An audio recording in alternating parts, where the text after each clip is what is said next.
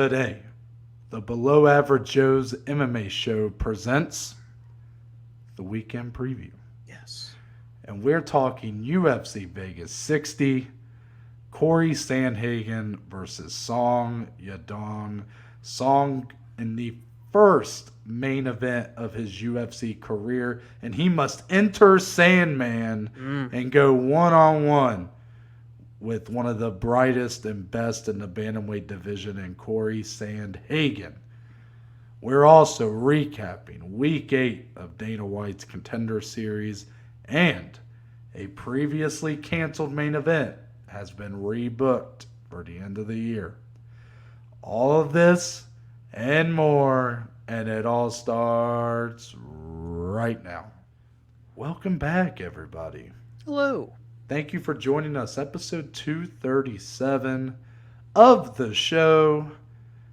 Of course, I am one half of your hosting duo. I'm Noah Baker, the man to my right. Some would say my better half. My right hand, my go-to. I also named my right hand after him, Dominic Salee. How are you doing, Dominic? What? I don't really know how to think about that one, but we're just going to roll with it. I'm doing well, my friend. I guess I feel a little bit honored that you named your right hand after me for more reasons than not. I just won't get into it, but I'm excited. Testosterone's at a good level, boys. Yeah. Low T, no more. Anyway, so I'm feeling good. I'm feeling energetic. We've got a great episode today. A really good, dare I say, a hardcore fight fan should really enjoy this weekend's UFC card. We're going to talk about a good chunk of them. Noah, fun fact here in case I don't get into it later.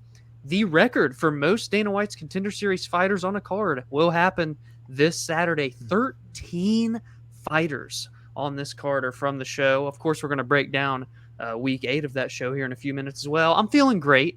You're looking great. Are you feeling great as well? That just brought a big old smile to this face. No, I appreciate it, Dom. I'm glad to hear you're doing well. I'm also doing great. I mean, shout out to the Broncos and Seahawks, for kind of stinking up the joint in the second half. There is absolutely zero reason that under 45 should have hit. The Broncos fumbled twice on the 1 yard line. Yeah. I mean, it was a miracle. Yeah. I mean, Geno Smith be damned. He was really trying to. Yeah. You guys need to follow me on Twitter. I mean, I've learned how to track photos on videos. Like I'm out here really doing some stuff that I feel like is not getting enough credit. But I'm gonna keep going, damn it, because that's what I know how to do. Oh yeah. But as far as the card this weekend, I think that a lot of people are overlooking this card. I think the main event's, of course, getting proper. Well, I don't know proper, but it should be looked at as a pretty high-level main event. And I think, in a way, it is. It does have stakes, considering this bantamweight tournament or Grand Prix, whatever you want to call it, that the UFC have sort of put together. It's the next portion of that. And I think there's a lot of good fights underneath it. None that feel like they should be on like a main card on a pay-per-view necessarily. But just a lot of fights that I would love. If I was buying a pay-per-view and I saw these on the prelims, oh, man, I'd be feeling like I'm getting my money's worth. Because I think there's a lot of good fights on here. Yeah. And some that we're not even going to talk about just because there's not enough to really preview. But hopefully for the recap, we might even have more. Who knows? Very true. Very true. But Dominic, before we hop into that main event, I want to remind everybody about PointsBet Sportsbook. Please do. Yeah. It's got to be done. They are the official betting partner of the Below Average Joe's MMA show, and they have an exclusive offer for you. That's right, you. Right now, if you sign up for PointsBet Sportsbook, on your initial deposit, PointsBet is going to match 100% up to $2,000. What an offer, Dom. Wow. Some would say an offer you can't refuse. Some would say that. Some would say the best offer on the market. People are asking. People are talking. Yeah. Now, there's two ways to get this offer. One, you can go into the link in the episode. This part always screws me up. If you go into the link in the description of today's episode, or if you go to our bios on Twitter or Instagram, you just go there, you sign up, put in your deposit, boom, yada, yada, bang, boom, bop, beep. it's there. Gabagool. Secondly, if you want to just download the PointsBet Sportsbook app, you can. You can take a look around, see if you like it. Does it feel cozy? Is it kind of like, you go into a furniture store, you're kind of filling out the furniture. You like checking the lines. You're like, ooh, kind of like this one. Yeah. I like the way it sits. You can do that. You sign up there. You got to make sure you type in code MMA Joes. Say that one more time. Oh, did I not say it loud enough? MMA Joes. Beautiful. At sign up, and you get that offer. So make sure to go right now. Mm-hmm. Let them know the Joe sent you. Uh-huh. We love PointsBet Sportsbook around here. Yes. The handshake emoji. Firm handshakes. But let's get into the main event of UFC Vegas 60. High-level shit here, Noah. And I should also mention, all the odds that are on your screen right now, if you're watching on YouTube, come from PointsBet Sportsbook for today's, or for this weekend's UFC event. So Cory Sandhagen, now minus 200. That line has climbed, because I'm looking at my sheet here that I put together a couple days ago, and he was only a minus 175, so now he's up to a minus 200.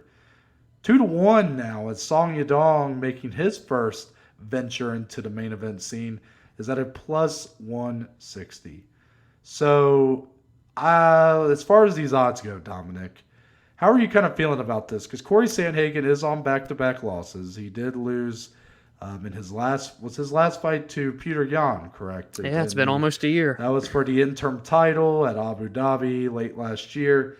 Before that, he was in a main event with TJ Dillashaw, who was making his long-awaited return, and he lost a very, very close and, dare I say, very controversial decision.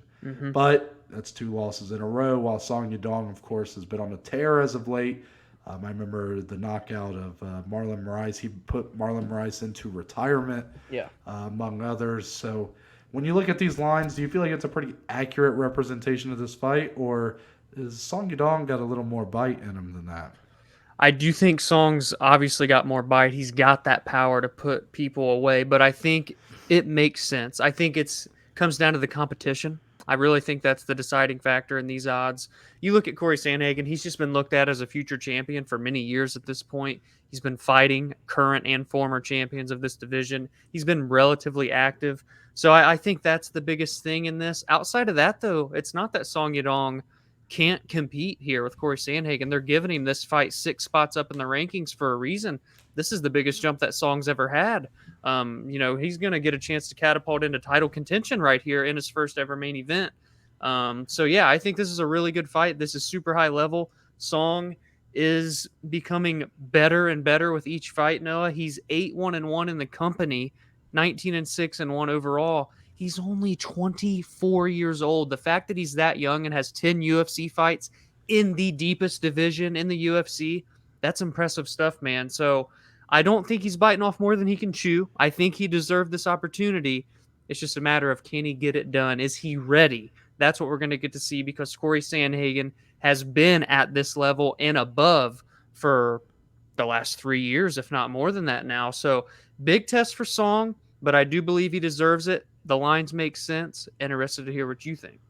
Yeah, Song Yadong has really been a guy on everybody's radar for a long time. I mean, this guy came into the UFC at 21 years old? Yeah, it's crazy. 20 years old? I mean, he was so young. But every year ESPN releases like a top fighters under whatever age list, and he's always at the top. He's like at the very top.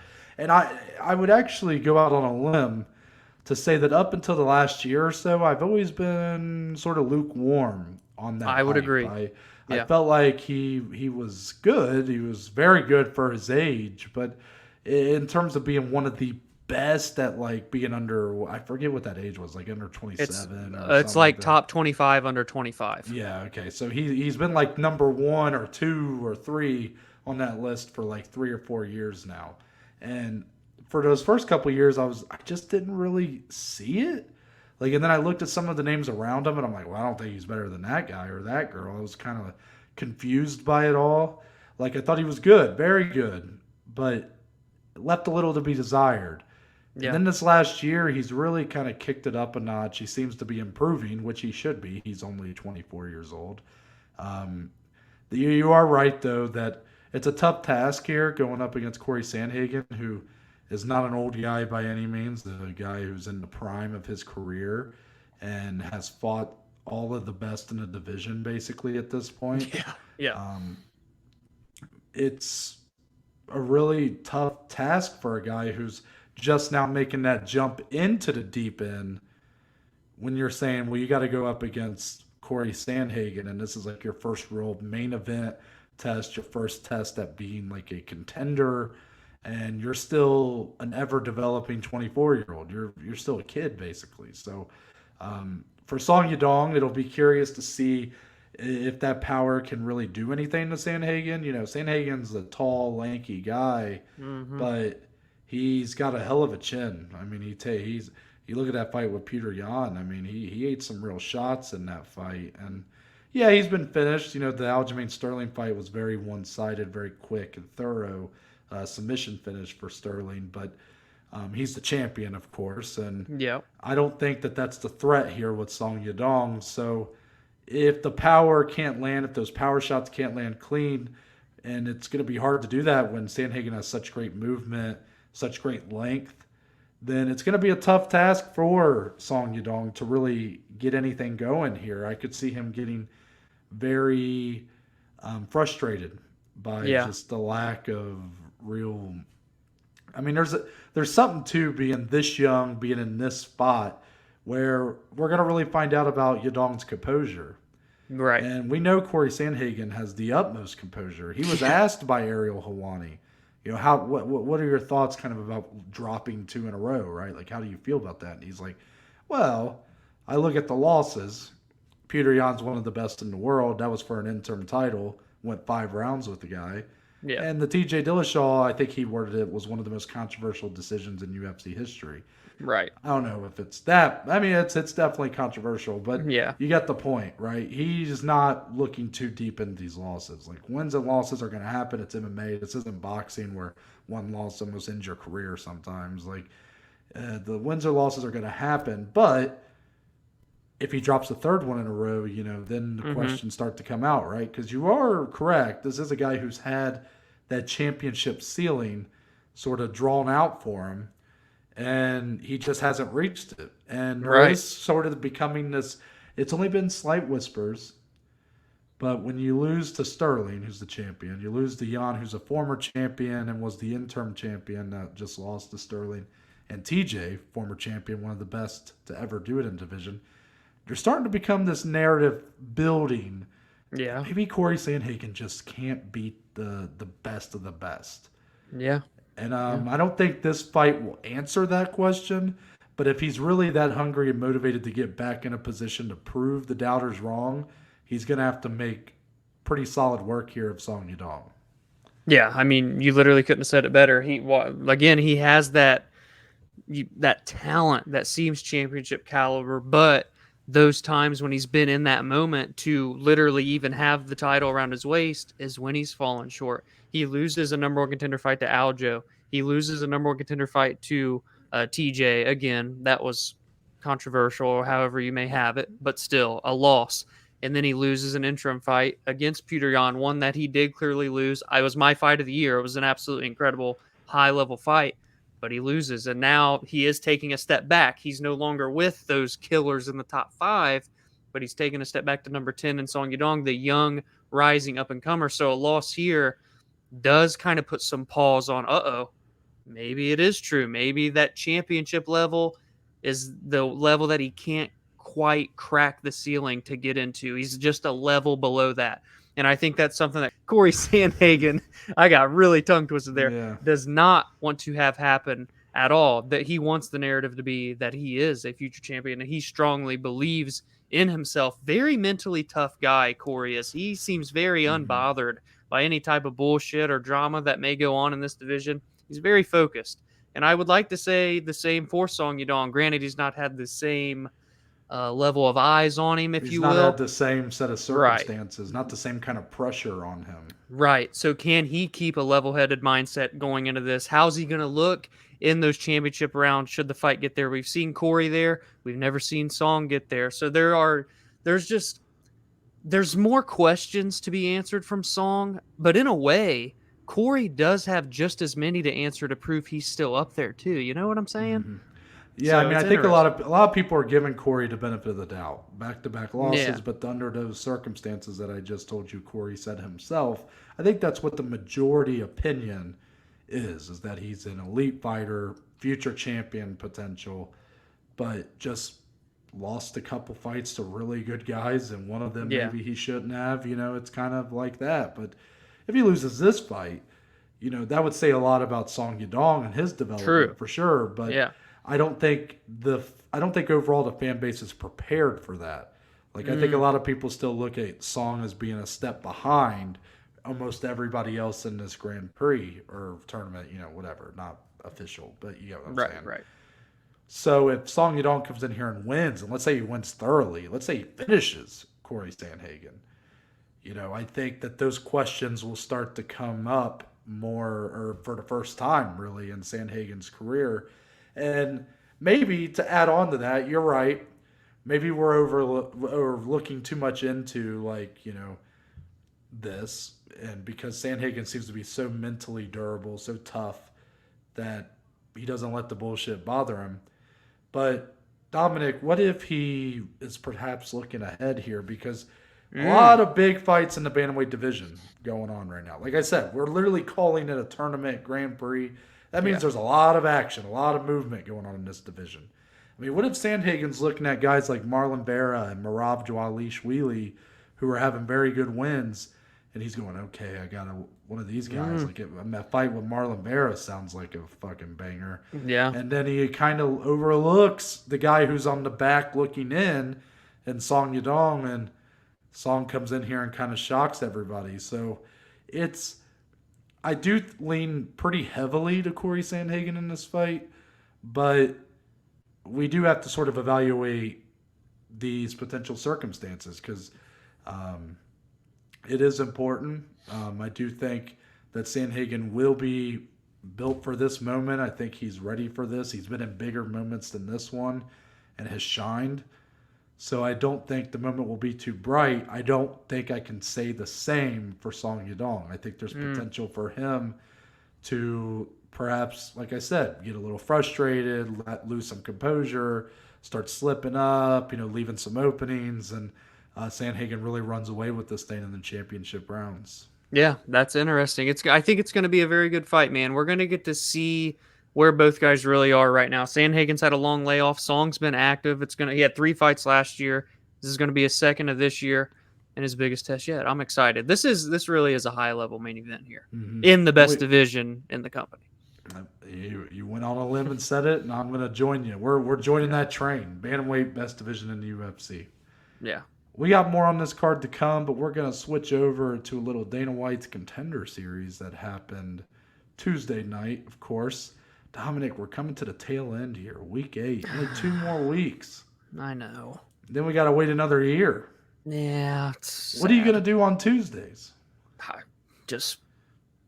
I don't really know, Noah. Well, thank God we got our right hands, right? So What? I was going to say it, and you did, so. That what that you just threw in there? Can we get an instant replay on the what that Dom just said? What? That didn't even sound like it came from your body. That sounded like a fucking Wile E. Coyote said it. Like I'm excited to hear back now. that was great. Week 8 of the Contender Series, Dom. I'm actually going to give my quick thoughts here before I kick it to you. I thought it was a great week. Great week. 5 contracts handed out. Pretty much everybody deserved one. There's been a lot of contracts given out this season, which was something that for the first few weeks I really harped on last season before just kind of finally settling in and realizing, like, it really doesn't matter. Why am I going to act like or try to combat these people who are getting the contracts of a lifetime? Like, it's great moments, whatever. But this season, like, I really can't fault the UFC for the most part for the contracts they've given. Like, there's a lot of people really showing out here. This is despite the fact week 1, you only got one guy who really went out there and impressed, and that was Joe Pyfer. So here in week 8, 5 fights, every fight, I thought was worthy of giving a contract out to. But Dominic, I kind of gave my thoughts. I want to know what stood out to you about this week. Which fighter, which fight, which contract, what about this week stood out to you? I'm going to have to go. Yeah, I'm doing it. I'm going Bruna Brazil this week for week 8. I'm getting major Marina Rodrigues vibes here. No, I really was last night. And, obviously at this 115-pound division, it's a deep division, but they do need new talent. Here's a breath of fresh air. A great Muay Thai practitioner, much like Marina, a very similar build to Marina. She didn't quite have the output and combinations that Marina Rodrigues has, but she had the accuracy, she had the timing, the precision. The teep kicks up the body were brutal and nasty. She had good judo throws even, which you haven't really seen much of that from Marina. So maybe in other aspects, she may have some advantages. Obviously, I'm not trying to compare her to a top 5 girl. She's not there yet. That's just what I was feeling with it. And then to get a brutal head kick knockout like that and put Marnik Mann out cold, ooh, that was just the icing on top of the cake. It felt like while she was doing enough, she was showcasing her high-level striking. You kind of knew, like, if she really wanted to finish this fight, she could find a way to do it. And right there with 27 seconds left in that second round, she found a way to do it. Dana White even went out and said the best female knockout on Dana White Contender Series history. Those words go a long way from the boss man. I'm going Bruna Brazil. Very excited to see what she can do at the 115-pound division, my friend.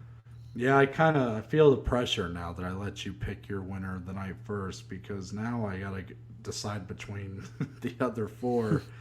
Undoubtedly, Ikram Aliskerov and then Farid Basharat probably have the highest ceiling of everybody from this card. I mean, fair. Bruna Brazil, though, that's a women's fighter. I think she definitely showed a lot with that knockout. I mean, that was really good. So I shouldn't count her out there. But Ikram and Farid felt like, I mean, that Ikram guy feels like he could fight top 15 competition like right now. Well, I mean, Noah, remember his only professional loss ever is to Hamzat Chimaev, if that tells anybody anything. Yeah, that's very true. And, I mean, I don't think he should fight top 15 right away, but I feel like he could. Yeah. But I'm actually going to go with Trevor Peek. I love my man from the state of Alabama. Yeah. And he got his ass beat for about 2 rounds. Broke his jaw. He broke his jaw. He broke his jaw.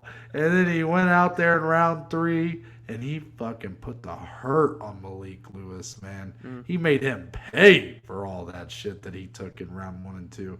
I mean, this dude, it was so weird. He was getting his ass kicked, but he felt like the fresher fighter the whole time. Like, I think it was wearing down Malik Lewis more to punch Trevor Peek in the face than it did for Peek to actually take those shots. Like, he didn't even look busted up or anything. Yes, of course, broken jaw. I mean, that's pretty serious. But overall, considering the amount of damage he took, it didn't really show.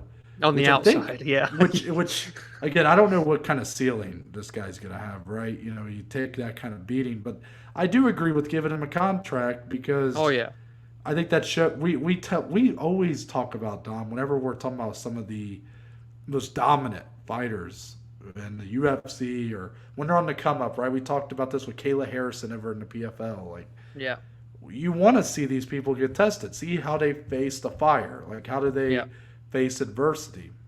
This guy showed a lot right here by just doing that. Now, again, will he have the skill to really go tit for tat with some of these guys in the UFC? Time will tell, but I liked what I saw here. I enjoyed the heart. I just really enjoyed the fight, the comeback, and the fact that he can. It's not a winning recipe long term to be a guy that's known to take a good shot. I think we can all admit that. I mean, unless you're like Max Holloway, who up to this point is still like one of the best fighters in the world, but he takes an unbelievable amount of shots and doesn't ever get finished, which, knock on wood, hopefully it's eventually going to catch up. But for this guy, what I really like about what I saw was, like, he doesn't wear it. Like, as far as, sure, I mean, if he gets hit enough, like, he's probably going to go out. It's going to happen. But, like, you look at the Diaz brothers. When they get hit one time, it's like they start bleeding, right? All that scar tissue build up. this dude looked like he could still go out on the town and, like, you know, nobody would even know he had been in a fight, really, like, at the end, for the most part. Like, his face just looked like it didn't really wear the damage. So Right. it's kind of a weird little medical analysis I just did there. But, you know, I think that does mean something. And so I just really enjoyed that fight. Of course, like, should I have talked about Ikram or Fareed? Maybe. But, you know, another day for those two. There you go. Let's get into a little bit of a tidbit, Dominic, if you don't mind. We had a pretty important press conference in the art of boxing this week between the fight that had just gotten announced between Jake Paul and Anderson Silva. Dominic is very happy. I put that on the sheet today. Yep. But we're not. But just surprisingly, Jake Paul wasn't the star of the show, Dom. Good. It was. Now, maybe he was. I didn't watch the press conference. Yeah, But we don't know. as far as the clips that were going around our world, Yeah.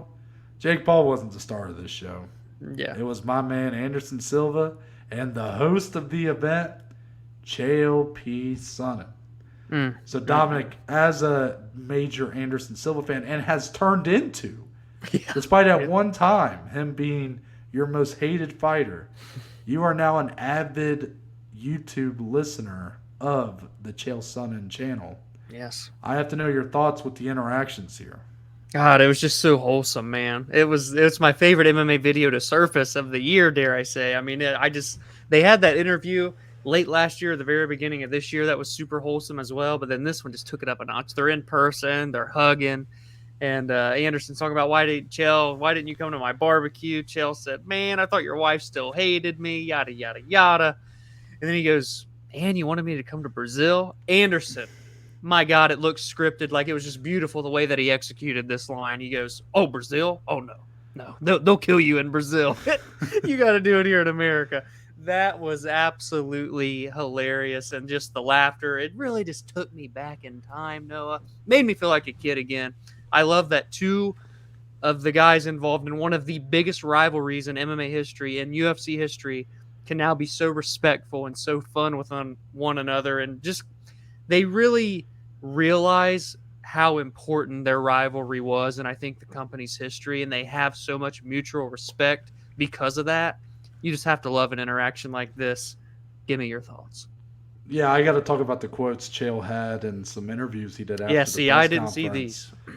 I mean, just for a guy like him who's really built himself, you know, he really took the reins on his career, a career that was sort of flailing at one point in time. You know, very talented fighter, but a guy who just wasn't getting the exposure, he wasn't winning at a rate enough to really compensate for his lack of personality or whatever. This man kicks it up a notch, starts doing a lot of stuff that you hadn't seen in MMA. Takes a lot from pro wrestling, right? Doing stuff on the microphone, doing a lot of call-outs. He's really talking the talk in his build up to, like, Anderson Silva both times, you know, all that. For him to kind of do that and then post-retirement be so humble about it, even though he's really made himself who he is kind of great to see. And I thought that held no truer than in some of these quotes from these interviews. Quotes like how on this idea that him and Anderson's careers are just always going to be, like, intertwined, he agreed and said that he felt like once Anderson Silva's career dies, that his would die with it. Like that, you know, and I don't know if that's true. I actually don't think it's true. I think Chael's done enough post-retirement to really kind of make him Deserve stand on more his than own. that. Yeah. You know, he's not just in one of the biggest rivalries of MMA history. I think a lot of people know him now as a personality outside of the sport as maybe they do as a fighter at the time. So I think, though, that for him to be that humble about it, and for him, I think that just shows the connection those two have, that he feels that way, that, like, those, you know, that Anderson being still active in combat sports and still giving it his all is somehow keeping Chael's career going too. Yeah. I don't know. There's something very poetic about that. And then the quote about, you know, despite all the hospitality and the fact that they are now good, you know, they're friends now, they get along well now, there's a lot of mutual respect. He said, I'd sign the contract to fight Anderson Silva right now a third time. And I don't know why I love that so much. Like, just even when you retire, he's been out of the game for a long time. He's moved on to greener pastures.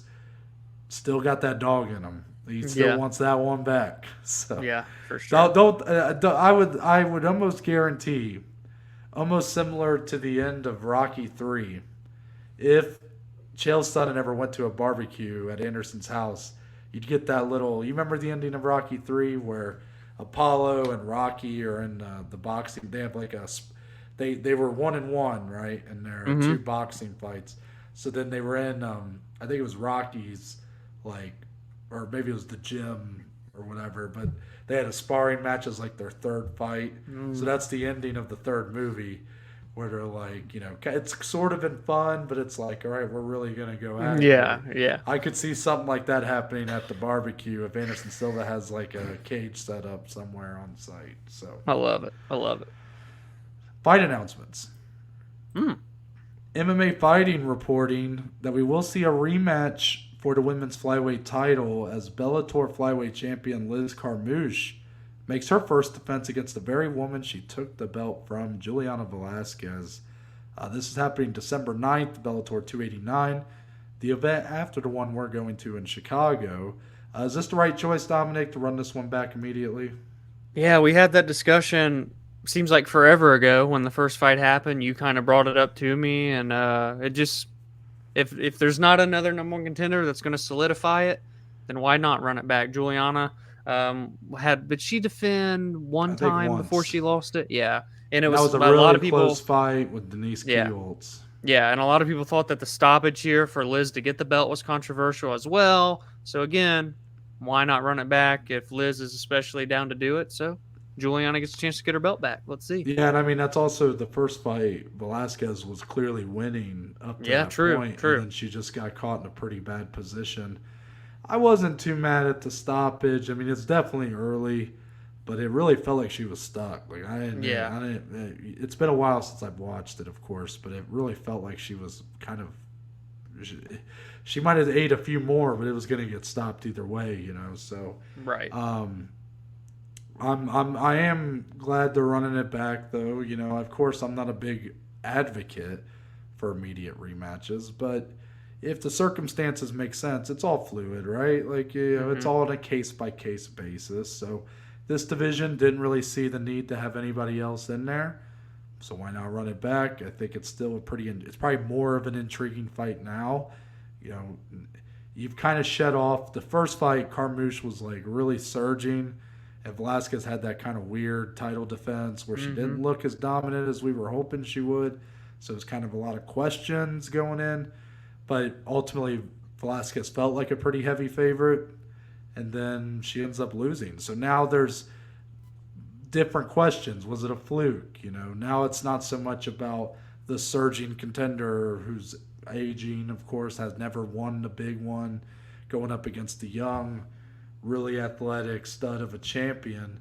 Now it's a little bit more like, can she avenge her weakest moment where she was caught in a very compromising position? Was it a fluke? Did the refs? Was it too early? Would she have been able to get out? There's now that story is going to be really kind of be the theme of that fight, and we'll get those questions answered, I would assume. There you go.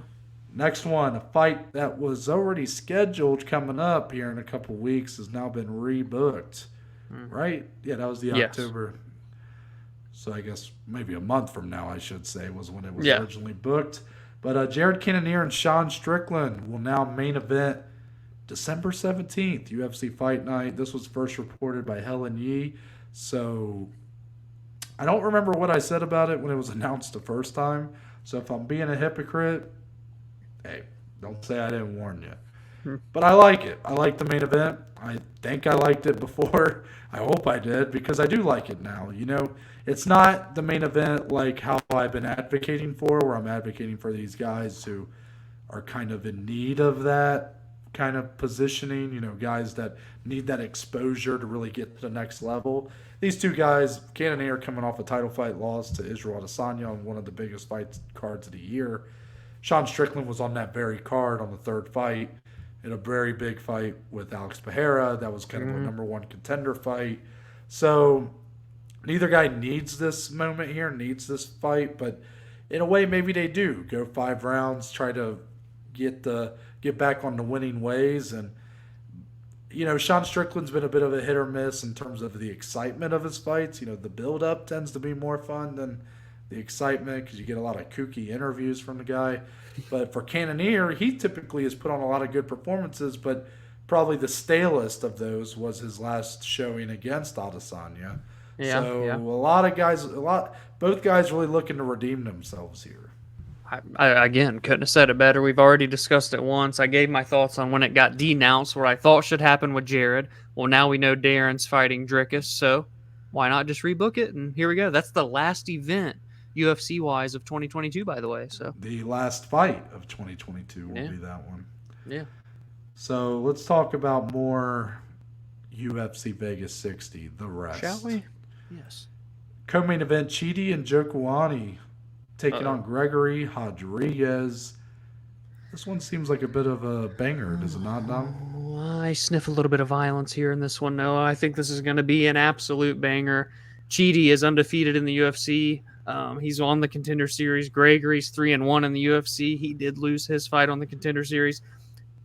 These guys don't know how to have a boring fight, especially Gregory, because we've just seen him a little bit more than Chidi. But Chidi's came in and had 2 knockouts to start his UFC career, 4 straight knockouts if you go outside of the UFC and on the Contender. The dude's a problem. Gregory's a problem. Problem is, I'm using that word a lot, Gregory's insanely durable. Chidi, though, has been finished 6 out of 7 times. What's going to give here, Noah? Because something's got to. Tell me. I have a hard time feeling out this fight.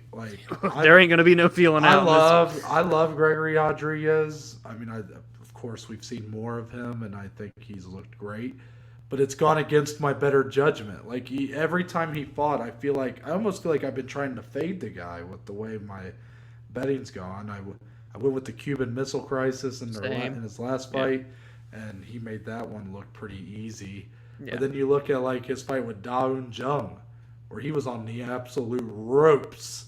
The absolute ropes. I mean, that man was seeing Jesus. He was so fucking hurt. Yeah. And somehow came back just almost similar to the Pat Barry the way Czech Congo looked when he knocked out Pat Barry. That was how Gregory Rodrigues was throwing punches at the end of that fight. That was a fucking amazing fight, by the way. Go watch that one. Yeah. But I feel like Rodrigues is very good, and his record replicates that. He's very much on a run right now. But I don't know how good he really is. I could really see Chidi coming in here and just starching him. Yeah. But then Gregory is very durable, and he does seem to just kind of find a way to just get the fight more in his favor.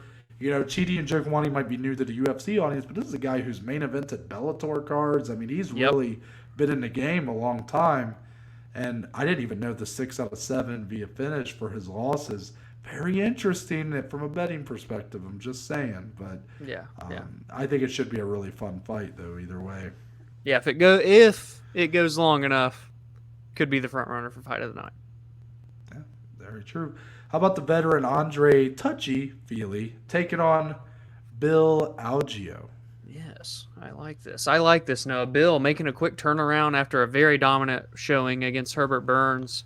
A month, 2 months ago? Not even 2 months ago. Andre Fili. Fili fought last? Yeah, was that Is that very the fight crazy? Herbert Burns kind of quit? Yeah, okay. Crazy. I forgot Bill was the one fighting him. Yeah, that was an interesting fight, but continue. Yeah, and Andre looking to get back to his winning ways. 3-fight winless streak, hasn't won since I believe 2019 or 2020. But he's still only 32 years old, but he has 18 UFC fights. That's just mind-boggling stuff. A true veteran, and that can go a long way in a fight against Bill, who's only got 5 UFC fights. He did lose to Brendan Loughnane on the Contender Series as well. I feel like right now, still a higher ceiling for Algeo, but is that going to be enough to get him through this fight against someone that is so much more seasoned than him, has been against so much better competition? That's the biggest question mark for me in this one. Yeah, Bill Algeo is a slight underdog as we're recording right now, and I think that's pretty fair. considering has looked better as of late. If you go off their last performances, there's no doubt. Andre Fili got very quickly finished. It was a very surprising result, in my opinion. Mm-hmm. While, Bill Algeo has been the real deal. He's really avenged that kind of subpar start where he lost to Brendan Loughnane, who didn't even get a contract that night for the Contender Series, by the way. And has really been a very solid guy in the UFC. So, I think on the other hand, though, Andre Fili been much more battle tested against some of the better of this division. This guy, he fought Bryce Mitchell a couple years ago, not even to mention the names he fought previous to that. He's still a name for sure. He's still a guy in this division. But in terms of where they're going on their, if you have the line graphs or what, don't know if I'm saying that right, but it feels like, Fili's starting to trend downward just a little bit, and Algeo's trending upward just a little bit. So will it be enough to where they meet in the middle and have a very even fight? Maybe. Or maybe Algeo's already better. Or maybe Fili, being the more battle-tested guy, is going to be better. I really just did a good job of naming every possible result right there. So that's how you do it. Sometimes you got to do it. That's how you sit on the fence, everybody. That's right. That's really my way of saying it's a tough fight to predict. I think if you follow us, which we'll plug to social media in a little bit, but if you follow us when we give out our picks on Friday or Saturday, I think you will notice that I am leaning Bill Algeo here, and I think part of that's just because if Fili was the underdog, I may put it on Fili. I feel like it's a pretty close fight, but just whoever the underdog was going to be the one I'm going to ride with for this fight. That's kind of how I feel about it right now. I agree. Then we got to talk about Joe Pyfer. I wasn't sure about putting this one on here, but Joe Pyfer has a bit of a moment right now. He's kind of in this space where he is kind of the most recognizable name from this season of the Contender Series. Dana White gave him the golden goose. He gave him the rub to be like Joe Pyfer. That's been something that stuck with everyone from week one. And it was a great showing there, don't get me wrong, but I think if Dana hadn't said what he said, if it hadn't been on such a underwhelming card around it, it might have just blended in with a lot of the other great performances we've seen. Yeah. But he has a moment right now because I think a lot of people are paying attention to him. He's on the main card here. He's going up against Alen Amedovski, who's 0-3 in the UFC. If he comes in here and he does what Joe Pyfer does, if he bees like Joe Pyfer, whatever. But if he really goes in there and does that, we might be, I'm not saying the guy's going to be like a star, but we might be building a bit of a name for a guy like Joe Pyfer. Yeah, Dana White really is all about him, man. They're giving him a main card spot as well. All of this is due to his performance on a night that I think they needed to see paying the favor back. He saved that card, and he was the one shining moment of that first card. And I think they really loved what they saw. They loved the attitude, the passion, and they're paying him back, giving him a big spot. Okay, Dana already kind of gave him the rub. He gave him that shine. He said, "Be like Joe Pyfer." Yep. So now he's got to go out there and show who Joe Pyfer really is. Yeah, that's absolutely the case. He's 9 years younger. He's going to be 4 inches taller. He's going to be a bigger man. He's a guy that's finished 8 out of 9 fights. Alen has been finished in his last 2 fights, and he is on a 3-fight skid, as Noah alluded to. So he hasn't held his all when he made it to the biggest MMA promotion in the UFC, and I say the biggest because he was 2-0 in Bellator.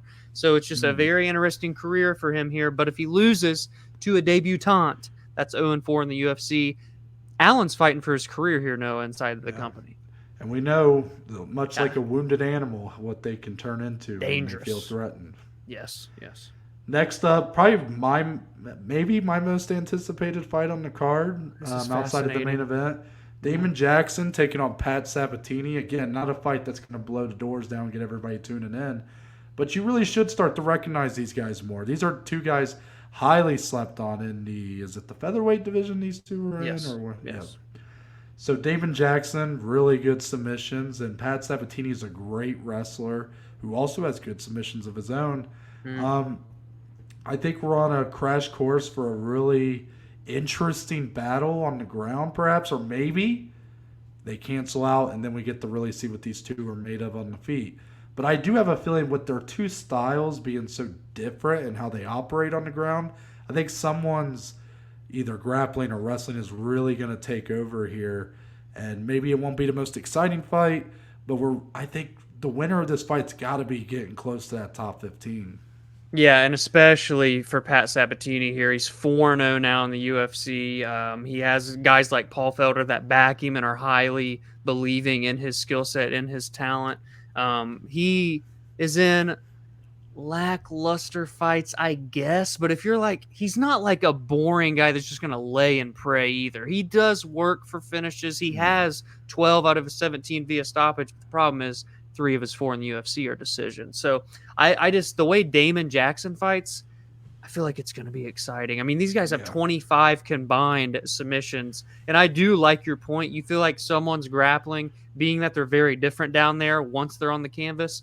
Someone is going to be able to really display dominance, for lack of a better term. And I do think it can be a one-sided showing for the winner of this fight. It's a fascinating one, a very good matchup, very great matchmaking, but a one-sided outcome is what I do believe is in the future. And because of that, I'm just saying, guys, kind of like the prop bet to do for this fight to finish via submission. I mean, I'm just throwing it out there. We'll see if I end up actually putting something on it. I'm sure I will, but I have to look at the odds and see how that looks. But you get my point. Like, it's right. I think that there's a good chance, despite the fact that probably, I don't know if either guy's been submitted in their career, to be honest with you. I don't have my notes for today, but I'm not sure if either guy have been. But again, with the styles being so different, I think they've typically been in fights where they've had the edge on the ground. So when they're not the one swinging the hammer, are they going to be the nail? You know. Last one, and I'm actually surprised at myself for putting this on. Me, I was stunned, Noah. But you got to talk about 2 top 10 women's bantamweights here: Aspen Ladd and Sarah McMahon coming in at number 7 and number 8. And really, the reason I put it on here is because I've been somewhat critical, humorously critical, right, of Aspen Ladd. You know, she's not had a great run as of late. Yeah, she was really primed for a spot to. She was bubbling on that contender status. I mean, she was ranked as high as number 3, I think, at that point. She main evented a card with Jermaine Durandamy. That didn't go great. I feel like I'm about to sneeze. Nope. I think we're good. Hey, don't forget the main event with Norma Dumont either, by the way. You know. Yeah, so then the main event with Norma Dumont, of course. Yeah, it wasn't originally supposed to be there. Aspen Ladd missing weight and all that stuff. It's been a tough. Yeah. It's been a tough, especially last year or so for Aspen Ladd. Now, Dominic has been someone that at least started, when that run first kind of started, I felt like you were definitely more of the Aspen Ladd apologist. You were quite a big fan of her for a while, saw her potential. She was young. She was looking very good, was really close to that, again, that contendership status.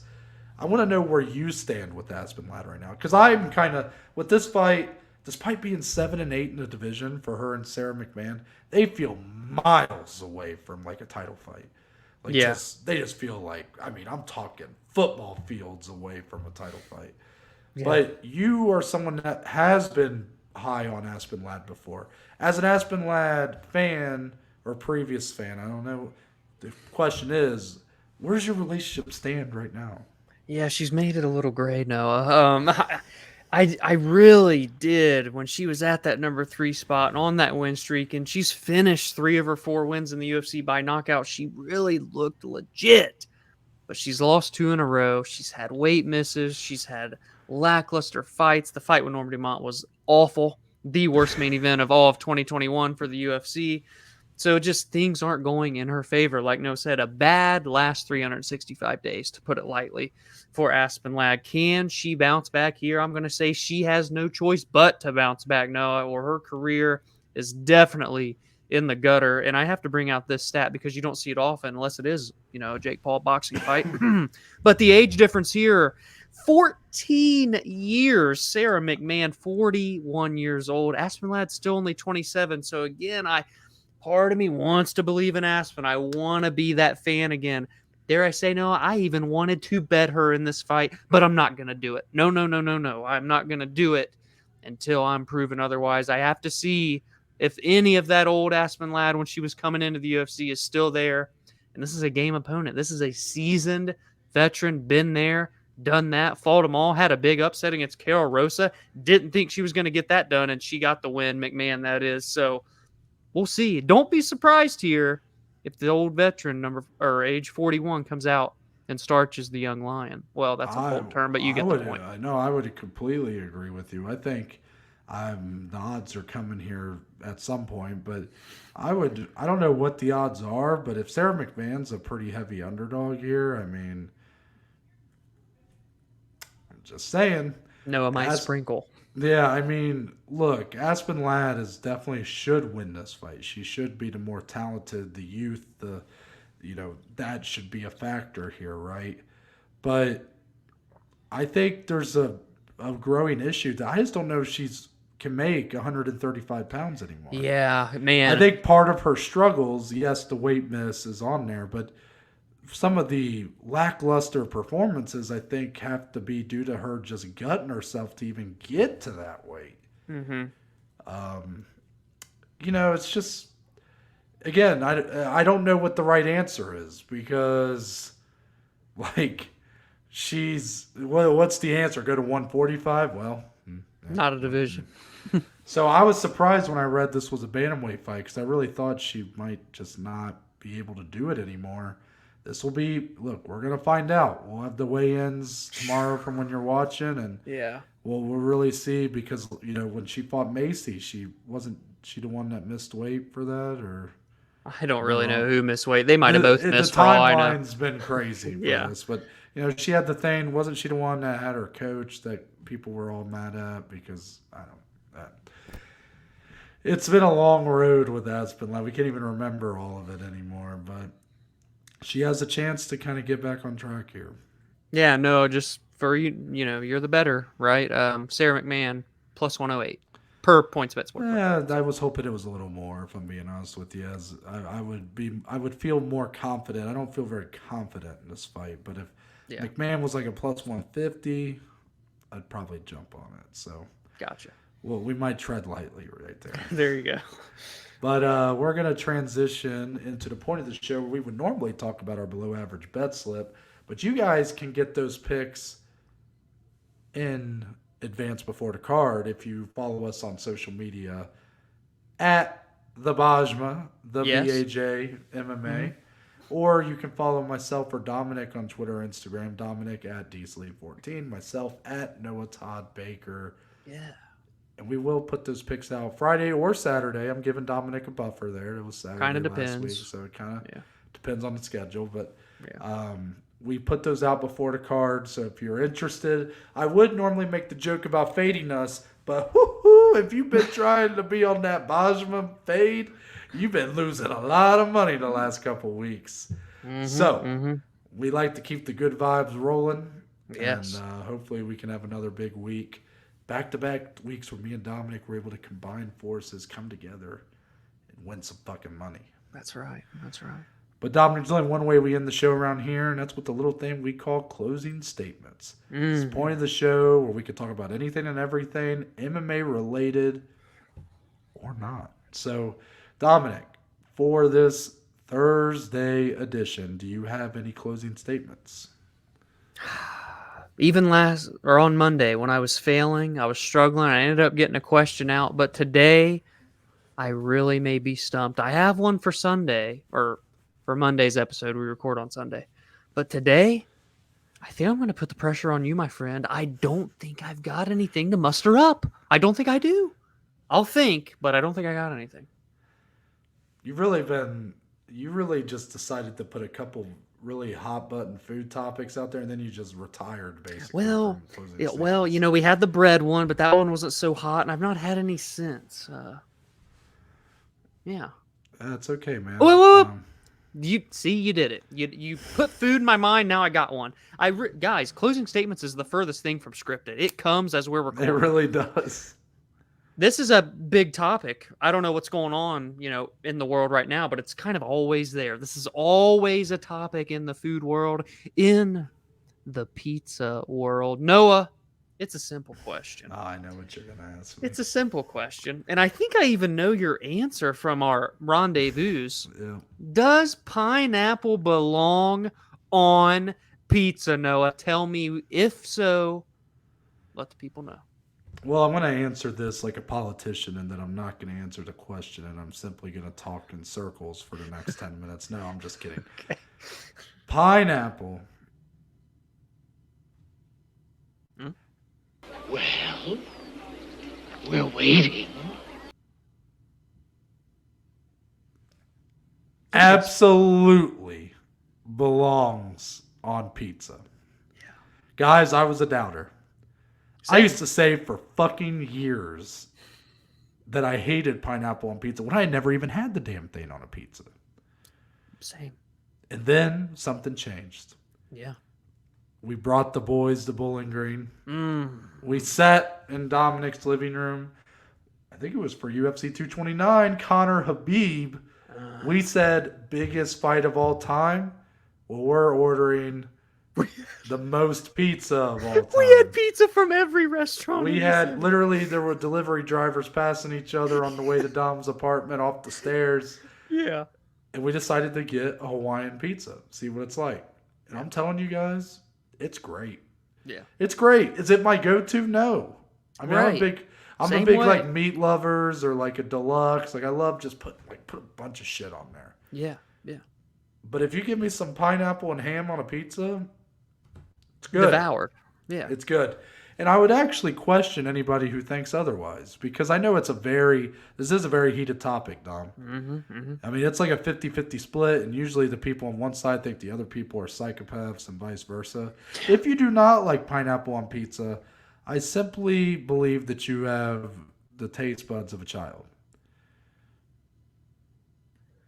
Is that Those fair? might be fighting. Those might be fighting words. They might come after me now. Are you really going to try to debate food with a guy my size? I mean, that's the question I pose to the audience. Don't even try to pretend like if some little skinny dude, some dude looking like a flagpole motherfucker tries to come on our comments and be like, pineapple doesn't belong on pizza. Like, who the hell do you think you're talking to? They built damn pizza places near my house because they knew the big fella had to eat. Oh, yeah. Oh, yeah. I'm glad I pressured Dominic into having a closing statement because I have nada. Perfect. So I'm Noah Baker. That's Dominic Slee. We are but two of the below average shows. And we'll see you guys on Monday. Yes.